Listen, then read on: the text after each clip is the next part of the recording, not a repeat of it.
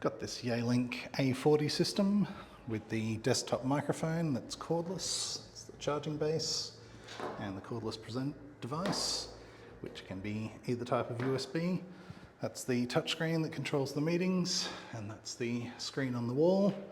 As you can see, it's able to pick up the microphones anywhere in the room, transcribing on the screen, and we can change the view through the touchscreen.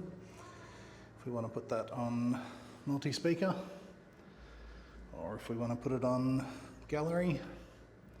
I find gallery is often better for this type of meeting if you want to have a good view of what you're seeing in the room as well as what the other people are seeing at the end of the call. This microphone and camera setup, we have the option there to change the camera mode from manual to speaker focus or to auto framing. So auto framing, as you can see there, zooms in on me and can get me wherever I am in the room.